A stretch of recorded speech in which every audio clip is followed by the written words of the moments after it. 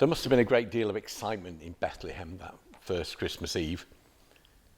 Historians debate as to how often the Romans called a census.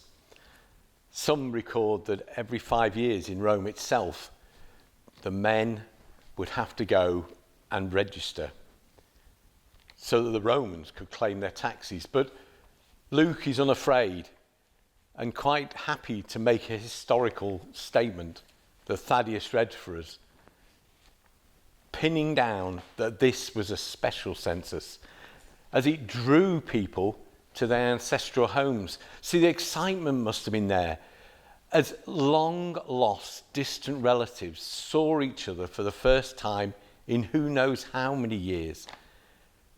Friends who hadn't been able to gather together. People that they hadn't met because they were scattered. They were dispersed from their ancestral homes. This Christmas, as we celebrate, there are some people that we'll be able to celebrate with that we haven't seen for a year or two, maybe longer, that we've been prevented from seeing them. And I wonder if we'll be a bit like all those people in Bethlehem who were celebrating being together, who were enjoying each other's company, renewing friendships, renewing kinship. And yet, while they were doing that, they missed an event that was to change the course of history. For in their excitement, in their partying, in their merriment, quietly, in a stable, a baby was born.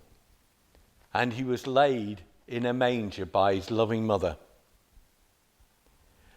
There's a song by a band called Casting Crowns, and I'd just like to read some of the words penned by a guy called Mark Hall.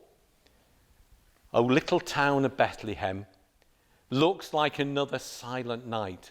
Above your deep and dreamless sleep, a giant star lights up the sky. And while you're lying in the dark, there shines an everlasting light. For the King has left his throne and is sleeping in a manger tonight. O Bethlehem, what have you missed while you were sleeping? For God became a man and stepped into your world today. O Bethlehem, you will go down in history as a city with no room for the King. While they were partying, while they'd gone to sleep, a great light shone in the sky. And Esther has read for us a poem about people who saw that light, the shepherds. And what did they do? They went to discover what the angels said. They went to find the reason for this light. And in finding the reason, they went and left and told everyone about it. They didn't keep it to themselves. They went out, having seen Jesus, and told everyone they met about what they had seen and what they had heard. In the Message, it says this: they told everyone they met what the angels had said about this child. The shepherds returned and let loose, glorifying and praising God for everything they had heard and seen.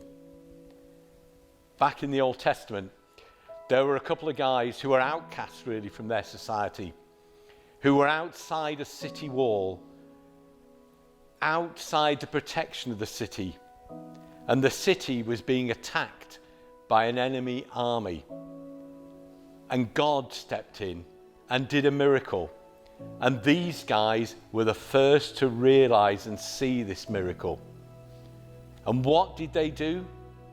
They said this: this is a day of good news, and we cannot keep silent. So tonight, as we consider all that Jesus did, we know why that great light was there. We know why the angels came. We know what the shepherds heard. We know it to be true. And this is a day of good news. So as we celebrate this Christmas, may we not miss all that Jesus came to do.